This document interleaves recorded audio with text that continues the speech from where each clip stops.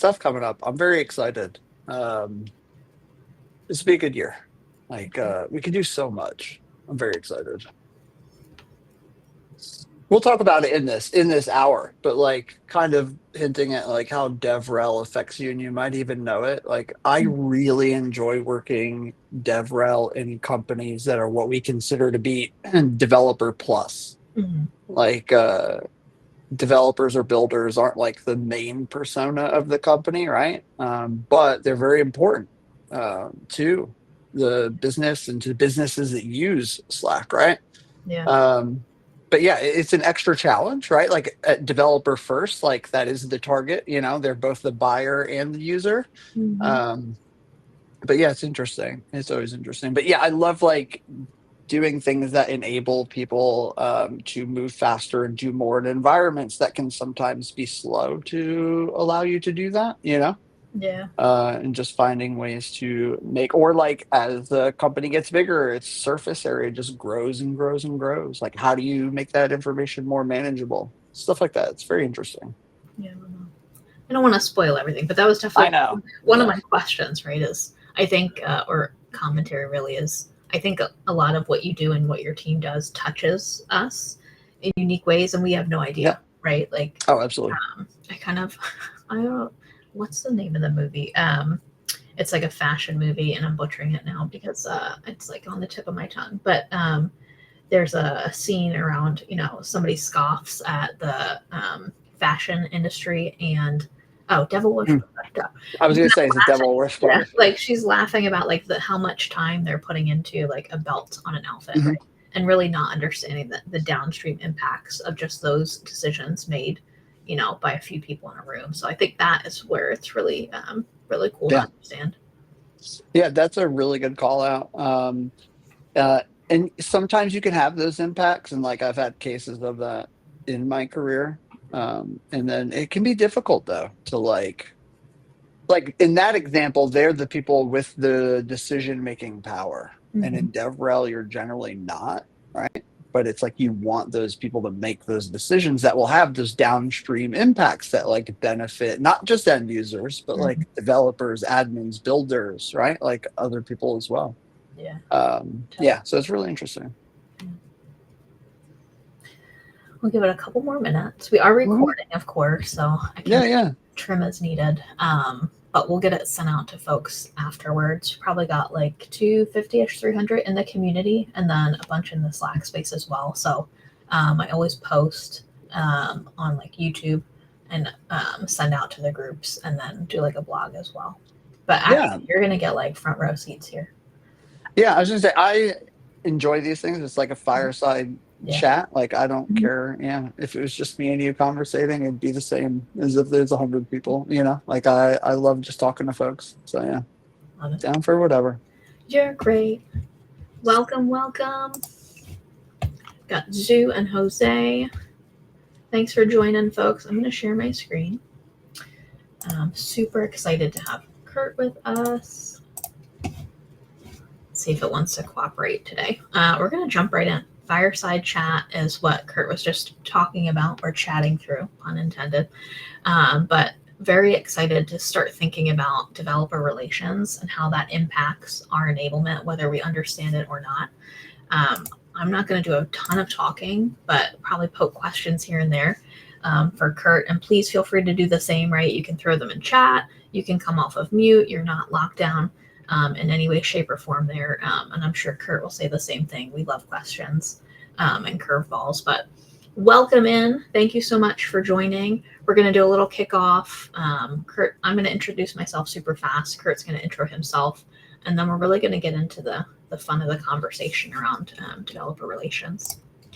I'm Nicole Pomponio. If you haven't seen me before, King of Prussia PA Slack community leader, currently the director of delivery management and operations at SaltClick, but get to do a whole lot with Salesforce and Slack with our customers and community group users. So very excited to be here talking with you all. Kurt, do you want to intro yourself? Yeah, I can do that. Hey everyone, Kurtis Kemple here. I'm Senior Director of Developer Relations for Slack at Salesforce. And so, yeah, my job really is helping developers and really builders, admins, anyone who's coming at using Slack platform to help them be successful. I like to say from search to success. Like we want to help you out and make sure you got what you need. Yeah, that's the quick intro. We'll dive more into it. Cool. Yeah, I had the pleasure of getting to meet you, although I realized the other day that we don't have a selfie yet, which we'll definitely remedy. But got to meet you and start talking about something that I've only heard, the words for, but really wanted to get a better understanding of. So very much appreciative of you jumping in and talking through what is developer relations, right? It's something admittedly I did not hear and learn about until this year, I think, or till the tail end of last year. But the more that I learn of it, the more interested I am in it and understanding of how it really impacts. So again, just super excited to have you in and chatting through that with us. Yeah, excited to be here. Cool. Okay, I'm gonna minimize my slides here. Do you want to share screen? Do you want to chat through? Chat through. I did not prepare slides. I didn't know if I'd rather yeah, less slides the better, in my opinion. Yeah. I'd rather talk. Yeah. So I guess the first thing is I'll do a little bit of like my background and how I got into developer relations. And I think that'll kind of like be a good transition into like what even is developer relations. And then we could take a look at kind of like what that means in today's world, because that has changed over the last few years, as I'm sure a lot of things have, right? But then we'll talk about like more specifically, yeah, like how developer relations ends up impacting areas like all over a company, really, from product to marketing and sales. It really depends. Um, but yeah, it's really just about like any company that interfaces with some technical audience can benefit from a lot of the things that developer relations does. And honestly, as we start to go through these, I'll draw correlations to a lot of other departments that do things that are very similar, right? It's not like everything we do is necessarily net new. It's just maybe through a different lens or with a different focus, or i.e., targeted at a different persona, right? And so we just understand the nuance of those differences and how to better reach and enable people. All right, so let me stop there and let's do like a reverse chronological of me and how I got into DevRel. So, like I said, currently I'm at Slack. I've been leading DevRel there for the last little while, probably like half a year or so.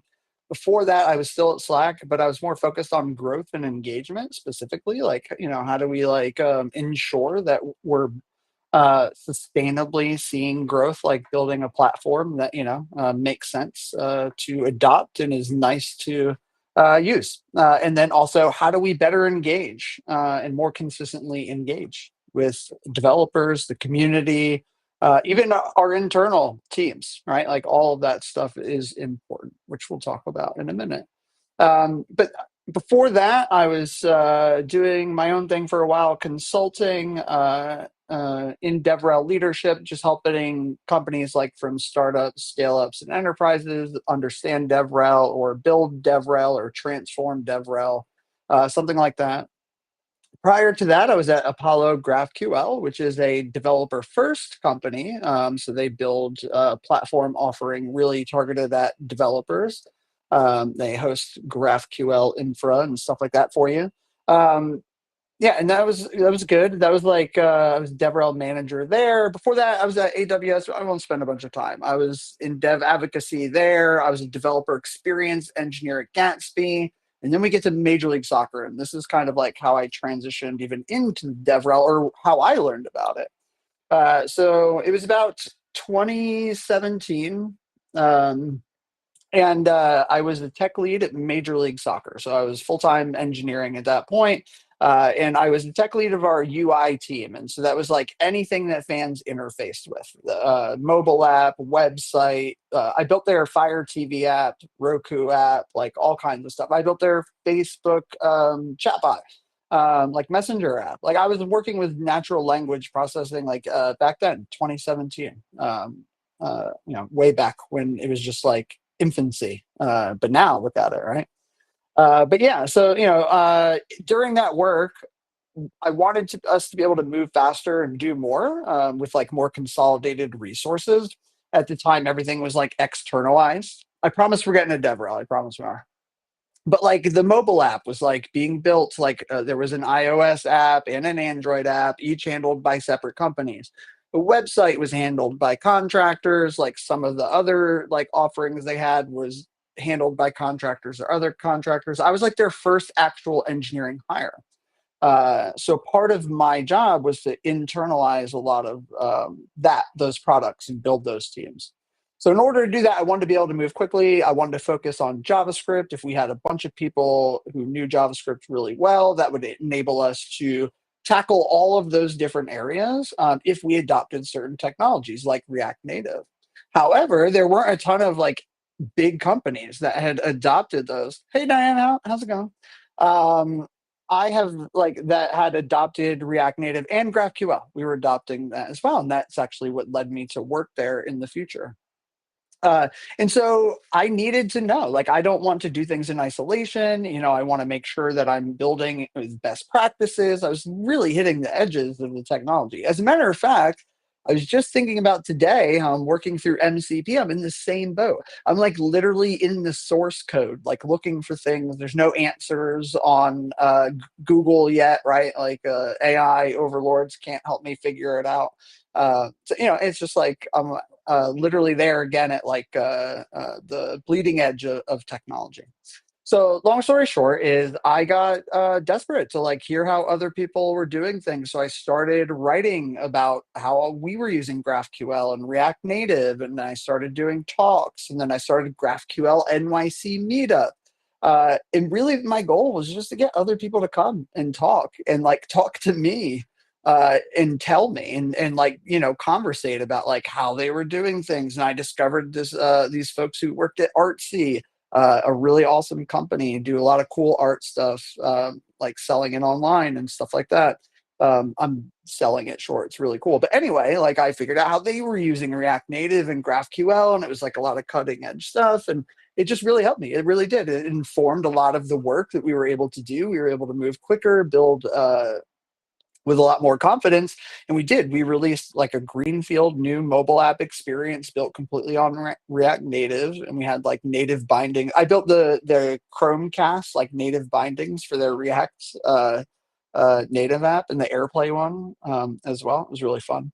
But yeah, all kinds of cool stuff like that, right? And so anyway, like that's kind of what got me into DevRel. Like I started writing about tech, and then I discovered like Twitter and talking about it online with other people, networking and going to talks and conferences, and digesting more resources online and talking to people.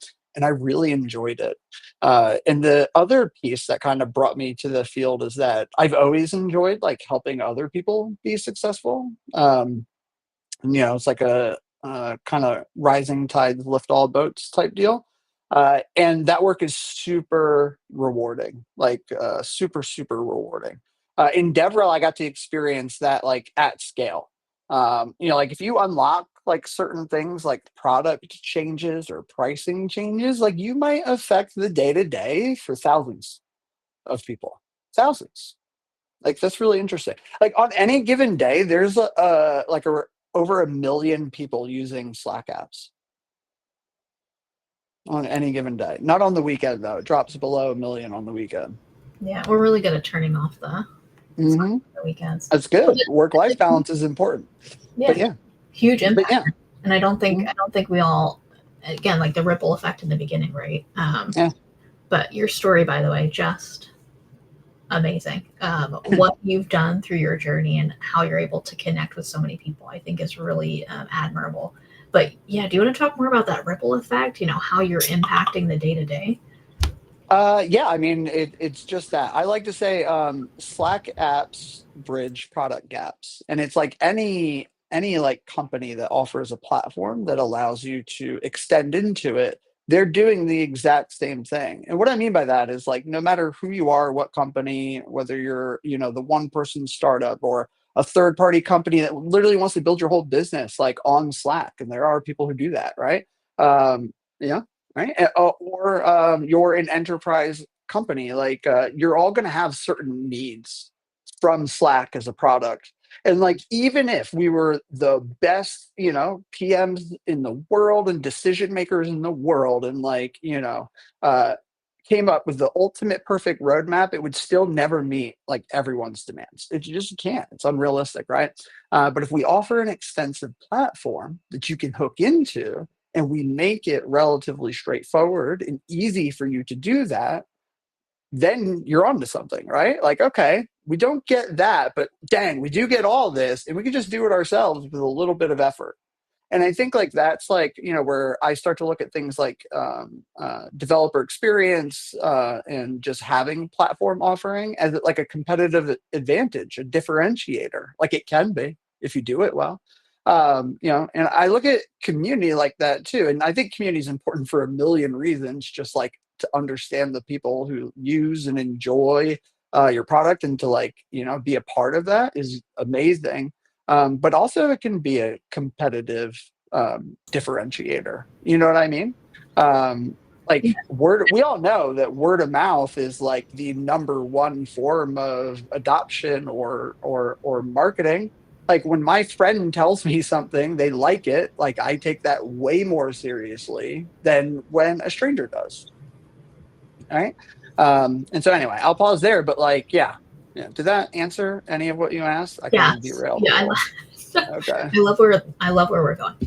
But I did not think about it until you just said out loud, playing in the gaps, right? We tend to think about, I really want that provider or that system to hurry up and create that next product for me or fill that gap for me, right? We don't think about, or tend not to think about, the companies that are created or the opportunities that are created by not filling that gap, right? To your point, if you make your solution adaptable, flexible, and buildable, then you don't have to, right? You just have to enable others, and you give those people a chance to really build. That's it. Yeah. And we literally know, like, we know that people who do adopt Slack platform, like, are happier. Like they're happier. They're like customer quality scores are better because they're getting more of what they need. Like it's solving more of their problems. We literally know that like teams that adopt Slack platform will grow faster than teams that don't, and that's because they're experiencing more benefit from Slack. Slack is a lot, but a lot of people at the end of the day still see it as the messages, right? Like chat. Like a lot of conversations are happening in DMs and stuff like that. Maybe you got a couple channels, but not really using a lot of features beyond that. And I don't fault them. There's a lot going on in there, and not everyone has the time to just stop what they're doing and start diving in and seeing what else they've got.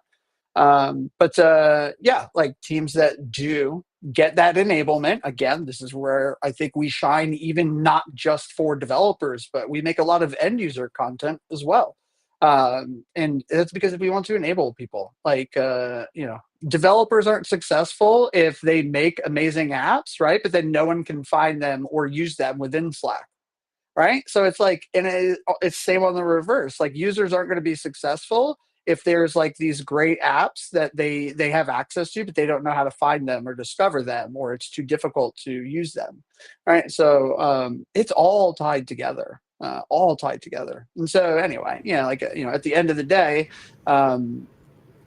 I want to make sure that the decisions that are made in the room, like you said, right, the belt for the outfit, I want to make sure that those downstream effects will be positive for developers and not negative, ideally.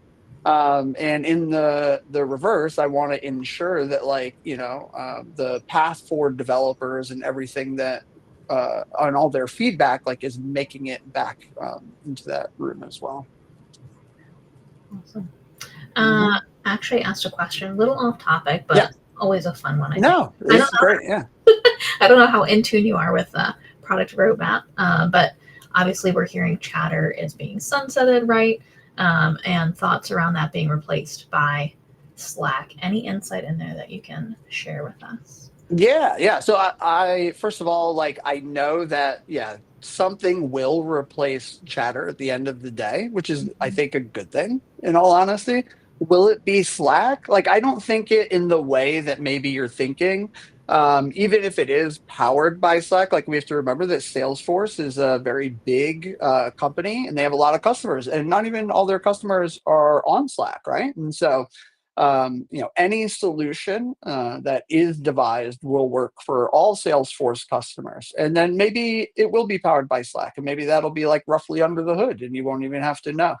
Like, we don't know. But we are seeing more ways to connect Slack and Salesforce, even outside of Chatter. But to me, Chatter is serving a pretty specific need, and I think it's very important that we respect that and make sure that whatever it is that we're replacing it with still meets those needs and makes sense. It doesn't force people to adopt or learn new tools, essentially.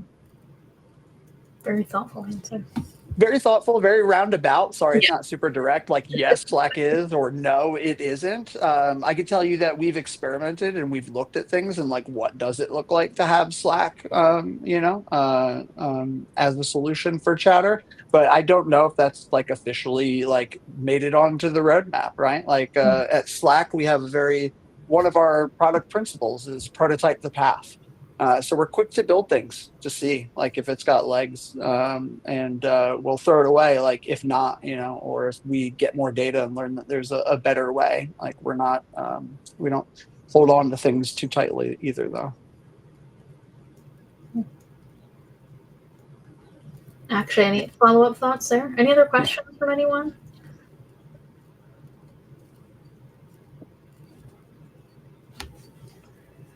Well, if there's no questions, I mean, you could always throw some at me. I could also talk more about like kind of downstream effects of the product, or how developer relations actually works, how that compares to other roles. Like, we've barely tapped the surface, so it's kind of up to you. Yeah, I really love, depending on how the group is feeling, I'd love to hear more about how you actually organize your team. What do you know to start with, right? Like, so how your team functions, what do you focus on? How do you make sure you're making an impact, right? Key indicators for you. I think great place to start. I mean, those are all kind of intrinsically, whatever, I can't say that word. They're all tied together. It starts with like understanding who is important, like at the time, your company's like context, like your organizational context, like where you fall within the company, and we'll talk about why in a second. And then also like what is the about metrics, right? But I have a solution to this. It's not a silver bullet, but like if you apply this methodology, you'll be good to go. And then that's it. It's like the hey, hit the answer in thread, Ashkay, or also you can unmute. Like after I answer this, you can jump in. We can talk about it then. Oh dang, train of thought. Keep it going. Metrics. Thank you. Yes. Like how do you do it, right? So DevRel operates a lot like a growth team, and what I mean by that is like marketing, sales, all these things. They all work cross-functionally, but they're relatively vertical, right? Like you could be on a marketing team. And it's pretty safe to say that a lot of your processes, although they may interact with other people, they won't be based like always like in concert with another team, right? When you look at a growth team is actually horizontal, right? Generally, they're made up of a group of specialists, and they work across all of those other verticals and work with those people to identify opportunities, to make changes and adjustments, right? To drive growth, right? Like that's how it works. Growth team might see opportunities in the marketing pipeline, how sales is done with the product itself, right? And so all of those things, revenue, pricing, they might touch any of those. So developer relations is pretty similar. It's also a horizontal function and works really well with a lot of other verticals. And the reason why is because if we're doing our job well, we're engaging like a lot, then we know everything about the business, and we also know everything about the community. And when you have all of that knowledge, that is not just useful to marketing. You'll see some dev teams are in marketing, which makes sense. Absolutely. There's a lot of good reasons to do that. But the context that you accrue is like the true value of developer relations. Like every action, like all the actual activities and stuff that we do, they're technically not like specific to us, right? Like a technical writer is a technical writer, like a developer is a developer. I've seen million PMs and other people give great talks, right? Like all this kind of stuff, right? Like nothing is technically bespoke to DevRel. However, when we pair that context that we have with all of those activities, now it's extremely powerful, right? And so it's like that same context is just as useful to a product manager as it is to a marketing manager, as it is to a sales manager, as it is to anyone. And so that is why you'll often see DevRel sits within so many different departments. And a lot of times that will largely be driven either they know what they're doing and they've got DevRel there because they want them focused on the related activities to that org, or they kind of don't know what they're doing and they've like put them there and they know they need DevRel because like they know that's a thing and they think they need it, but they don't really know how to do it. And that's an issue too, because DevRel as a function hasn't been around that long. Like DevRel has been around a long time. Dev advocates, evangelists, DX engineers, open source engineers, but like developer relations functions, teams all grouped together of over 10 people, sometimes 20 people or more, that didn't exist for, quite some time. It's pretty new. So anyway, all that changes and affects things. So all that is to say is, as long as you know where you sit, and so I'll put it in the case of us, Slack developer relations team, we sit within product. So a lot of the things that we're going to do are going to be around trying to drive feedback into the product, to bring product to developers and to other parts of the company. I'm simplifying it. We do a ton more than that, right? But like at the end of the day, a lot of the things are probably going to be pretty product related when we want to measure success or explain the value. It doesn't mean we can't explain it in relation to other areas too, but it is important to know like the context. All right, so we've covered that. We know where DevRel sits, right? That also informs the activities. You could do anything. I always like to say a lot of teams get caught up in like random acts of DevRel, and they're doing the activities that are important, right? But like you can't actually quantify in your gut. They're the right things to be doing, but you can't actually tie that to a business outcome. Does that make sense? Yeah, so now also, we get yeah, go ahead. Yeah. I feel like random acts of DevRel should be like the next shirt, Yeah, or hoodie or mug or something. Like honestly. makes sense. Yeah, but it's true, right? Because like we can know that being at events is important and creating content is important and like customer enablement is important. Like all these things are important. Um, but until you can like quantify that and say like, well, it's important because, right? Like that's where a lot of teams struggle with. And so that's kind of where I wanted to get in, like to tie into like, well, how do you show your impact and how do you measure success? So for me, it all comes back to like the developer journey, right? No matter who you are, right? Or it could be a user journey, right? Like developer is just a persona. This applies to any user. It's about knowing that journey, knowing it really well, knowing ownership like along that journey, knowing where the holes in ownership are there. But most importantly, it's about knowing what are like the true milestone progression like points in that journey versus all the touch points that someone might experience in that journey. And so what I mean by that is like if we take Slack platform for an example, like every developer has to create an app. There's no way around it, right? Like everyone has to do it. And it's one of the first steps to like building something is you create the app. So that's a milestone, right? But they might hit up the documentation, they might hit up YouTube, they might hit up blog posts from us, an external one, all these other places. And those are touch points, and those are important too. But it's the milestones that are most important because they show an actual progression through your platform, right? Because what's after creating an app? Well, next they've got to deploy an app somewhere, right? Like you can't, like it has to be running or installed to a workspace, right? So every app has to get installed to a workspace. Well, what can happen in between there? All kinds of things. They can work with support. Again, they can visit the docs. They could be on YouTube. They could talk to us. They could have come to a workshop. They could have done all kinds of things. But The difference is milestones show progression and touch points show activity. And most people focus too much on the touch points in developer journeys instead of the milestones, like inherently knowing those milestones. So what happens is we start measuring activity or doing a bunch of activity. We're creating more docs, we're doing more YouTube videos, we're giving more talks. But then we can never say that that is leading developers progressively deeper into the platform. Does that make sense? Yeah, I And love the so, breakdown into milestones.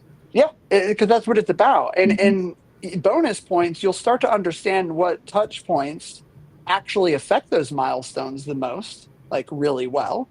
And then you can make changes there, and you'll see massive changes in those milestones.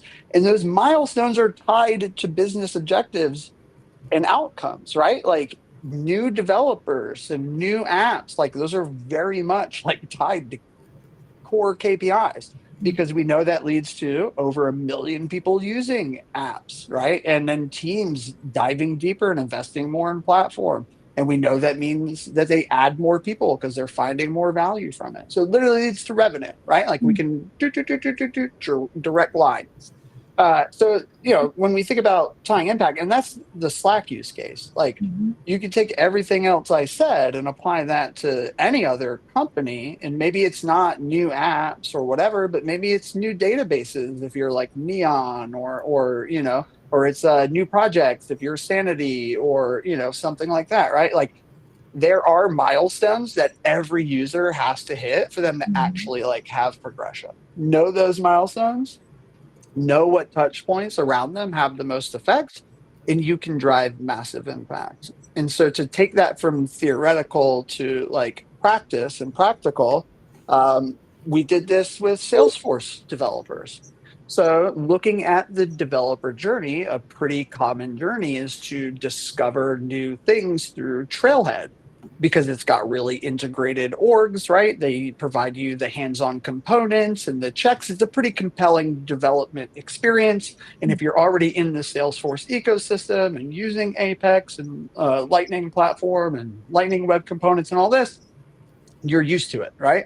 So if we want Salesforce developers to develop in Slack, it's a huge lift to say, no, no, no, don't use Trailhead. Come on over here, use all this custom stuff that we got. So when we released a product called Developer Sandboxes, so now anyone can just sign up and get an enterprise grid sandbox, I said, hey, so I knew that developer journey. I know that Trailhead is a big touch point for Mhm. Salesforce that leads to adoption downstream for them, right? So I said, oh, if we can use that same developer journey, then likely we could see a lot of adoption. So then I pushed to get those sandboxes into Trailhead, right? I said, we want to offer the exact same developer experience that other folks are used to. And it's having a massive effect, right? So not started targeted at developers, but now under the hood, we can use those for hands-on component checks for anything. So any Slack Trailhead module that you do in the future that has a hands-on component or is a project or something like that, or hands-on challenge or is a project will be using developer sandboxes under the hood. They'll be used now internally for training. The DE orgs will release, they're adding a feature called Auto Slack. You can like one click deploy a Slack workspace, developer sandbox, right? And so it's like that's that multiplier effect. That's Mhm. knowing the developer journey, what are actual milestones versus touch points, and then like being able to identify them.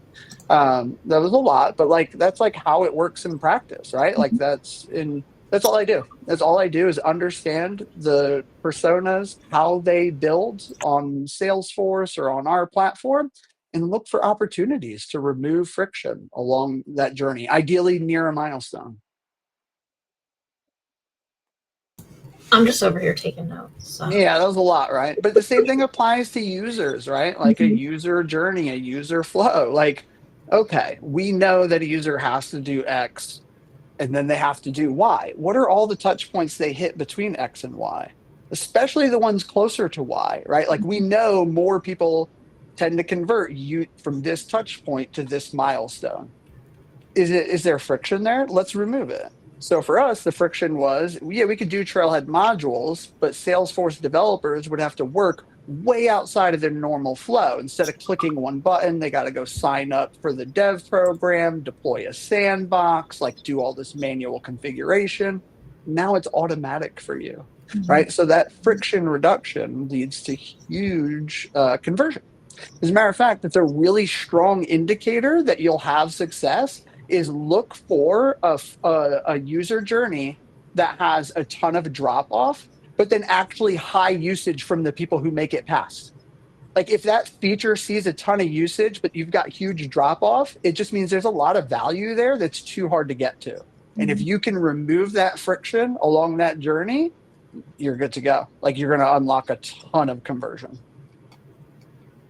I have so many thoughts swirling, but my immediate reaction was I want to go map out like I think journeys more so for the roles that I'm closest with to kind of practice that mentality, right?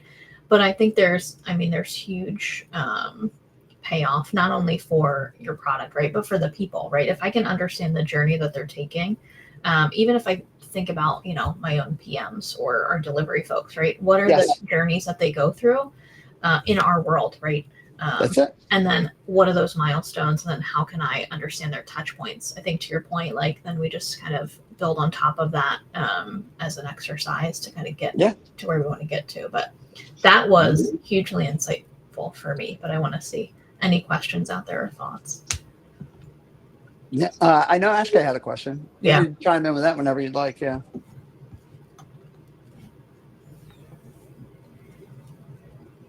Actually, I'm sorry. But also, okay, I heard Salesforce will come with new licenses for users who are on Salesforce. Can you use Slack something like that? Yes, absolutely. Yeah. Oh man, I'm pretty sure this is like pretty chill and knowledgeable. But yeah, every CRM user essentially will get Slack starting pretty soon. It'll just come for free. Yeah. For free is in like rolled up. Symbol. We'll put that. Put the asterisk. But like no, that I know that is a thing that is actually coming. Like, yep, every Salesforce customer will soon have access to it, whether you want to use it or not. You'll have access to it, and that's what I'm talking about. Like that auto deploy, like feature that will be in all Salesforce orgs. So if you're a Salesforce person or user, right, customer, and then once that SKU change happens and that feature is released, you can click a button and it will set up Slack for you and connect all of your Salesforce users to Slack. Very cool. You're doing a lot of awesome things. Yeah. And we'll be using that same technology for workshops, hackathons, like other stuff like that. Like under the hood, it's all the same. This was all driven by enabling developers, builders, admins to have a safe place to test Slack changes, right? And stuff like that. And it's turned into a huge impact. Huge.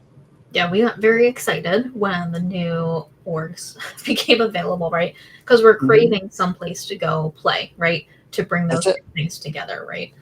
So I think that is huge. Being able to not have to worry about, well, do I just hook this up to a channel in my own workspace and then just kind of hope for the best to cross my fingers? Now I don't have to worry about that, right? Now I can work outside of that and be safe and use Trailhead, which we're already used to using. Exactly.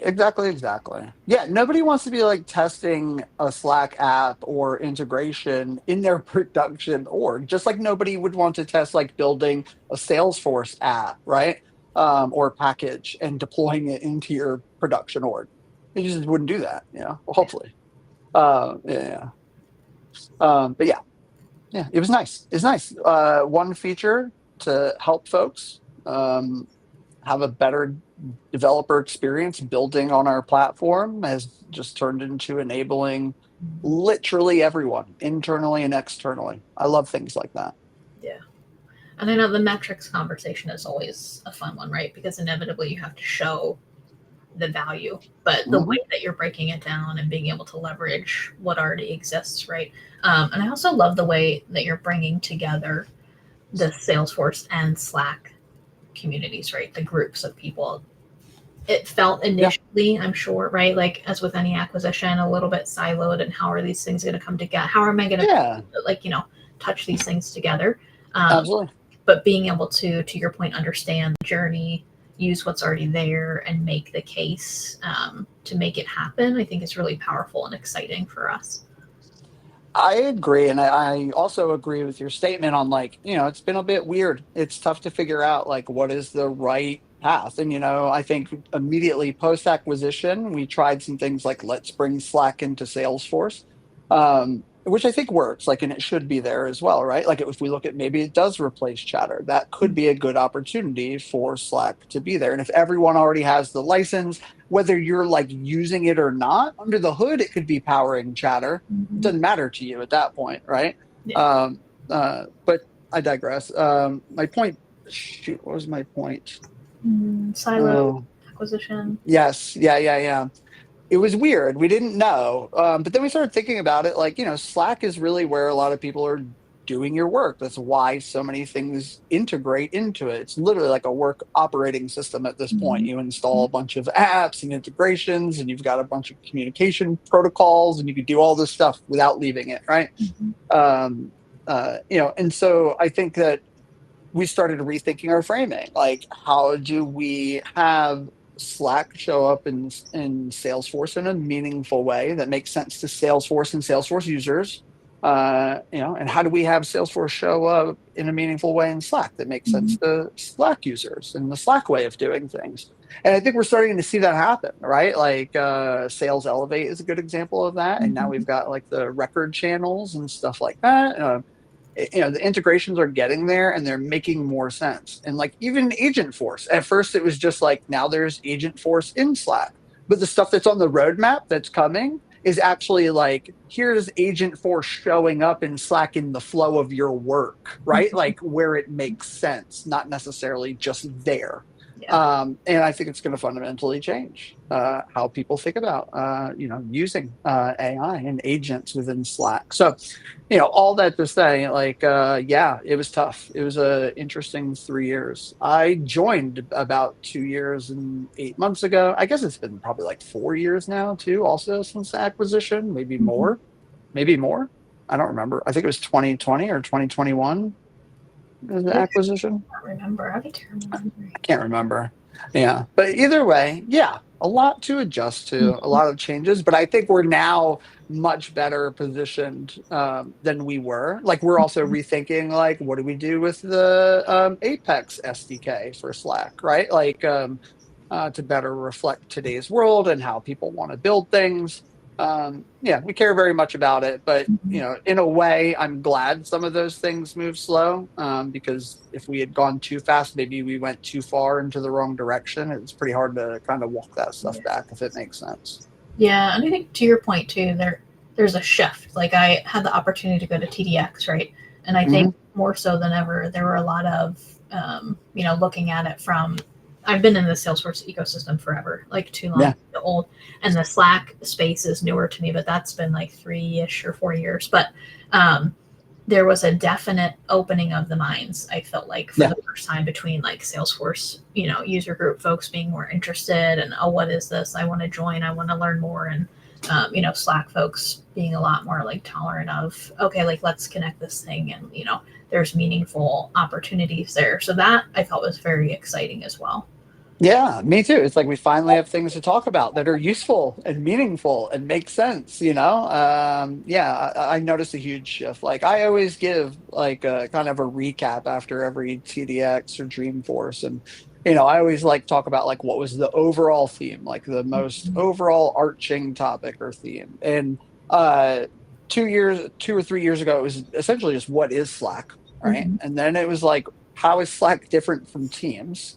Right. And then it was like, oh, tell me more about how you do X in Slack and how, Salesforce Y and Slack are connected and I can use them. And so it is 100% changing. Like people are starting to understand more ways in which they can work together.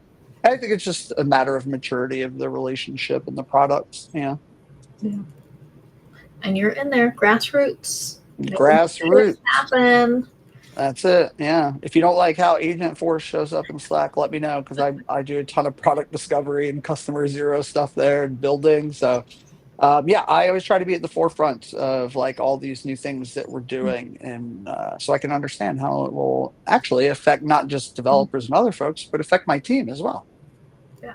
And I know when we were chatting, I don't know which hackathon it was, but you were talking about how in depth you actually go, which I thought was very, very cool to understand, right? I think we try to like stay lean and stay wide, but there are times when we have to dive into things. I think it's respectful how willing you are to take the time to dive in, understand how it's going to impact not only like your folks, your product, but people that are actually using it. And I think, to be honest with you, that's probably why we have such strong enablement starting to come out, right? Like yourself and your team doing that. Yeah, I think it's twofold. I have to also give a ton of credit to Jillian. We've also suffered from like not having somebody really focused and dedicated to like strategically Mm-hmm. bringing a lot of that community and enablement stuff together. We work really well together, Jillian and I. So it definitely helps. But you're right. It's a lot of DevRel. It's a lot of dev marketing. And of course, Jacob, huge shout out, right? Huge Like shout out. huge shout out, right? It does a ton. But yeah, it's all of us working together. But like, yeah, the enablement stuff, you're right. It is about like knowing when it makes sense to kind of go super deep on stuff. I like to think of it more like a drip. Like a lot of people will say like tea or it's flat. It's like I'll go as deep as I need to, in any given area. But for Agent Force, I knew like this is huge, right? Like it's a foundational shift for the entire company. I need to know this in and out. So I know one, how it affects like Slack and developers, Salesforce developers wanting to use Slack. But then also, so not everyone on my team has to go repeat that wheel and do the same thing for themselves and figure out how deep they need to know it. If I know it very deeply, then I can prepare everyone and say, like, you need to know to here. Mm-hmm. You can just, if you know this stuff, you're good. You know what I mean? Because not everyone needs to know everything to the same level of depth. And that's one thing I actually see a lot of DevRel teams kind of succumb to. It's like information like overload. You do need experts in different areas, but I think not everyone needs to be. As long as you've got like redundancy, it's more important. No, it's very smart. I mean, it's very easy. I think we were chatting about this in the beginning to get kind of sucked in and lost in the weeds there because sometimes it's very fun. We love to learn, but to be able to say, "Hey, only go this far," right? You just need this. It's very powerful. Yeah. It's a huge unlock and like a huge burden removal for folks, right? DevRel. Actually, we were talking about this a little bit before, like how are you structured and stuff. So DevRel is like roughly 13 people right now, and so if I just left it to everyone to figure out how much they should know about Agent Force, right? Like that's like 13 people all repeating work that I've just done, right? Like maybe we're all repeating the learning and stuff like that. So yeah, like generally try to have someone responsible for learning it really deep and then holding a bunch of like enablement sessions and creating some documentation so people can understand this stuff. Like MCP, I've been diving into that. So I made a document, MCP for Slack. Here's MCP, here's what it is, here's what it might mean for end users and using MCP to do Slack things, here's what it might mean for developers and admins to use it to like do stuff. And you just like break it down like that, now nobody else has to go figure all that out for themselves. I'm already having to do it anyway, if that makes sense. Yeah, why not create it? All right, we've got like a minute or so left. Oh geez, wow, that's awesome. Time flies. Yeah, we did good. Okay, actually, any questions, chats you want to throw out there? No pressure. Yeah, literally. Yeah, it's 1 minute left. Kurt, anything that you want to say in closing? I hope this was like useful. Folks got more insight into developer relations, and then honestly, just maybe how a couple of the things that I try to do day to day might like be useful to you and approaching your work. Like I think like everybody has journeys or workflows they go through every day. So if your role revolves at all around enabling people or optimizing things, like it's a very strong system to understand. 100% wrote that Yeah. down, and I'm reflecting back on that. Yeah, I used to do IT work, and I would help companies understand all the systems that they would use. So I'd draw like a system map, and I would color the different areas by like how much they cost the company, with like green being like a reasonable amount to red being they're paying a ton of it. And then like what teams were on each end of that like tool, and then like how much friction was like between all those things. And people, it would blow their minds what they would learn about like their systems, how much they were spending. They'd be like, wow, we're spending a ton of money on this tool, and everyone who uses it hates it, and it does not integrate well with the systems it connects to. And then I'd be like, well, here are 3 other ones that like do those things for you. And I could create the enablement material to help you migrate over and onboard onto this new technology. It's the exact same thing. It's the exact same principle. It works everywhere. Yeah, that's another one. That's another gem. That's great. Thank you so much for coming and hanging out. This was fantastic. Of course, I had a blast. Thank you for having me. Thanks y'all for joining. And yeah, I'll talk with you later. Talk soon. See ya. Thanks, everybody. Bye, y'all. Bye.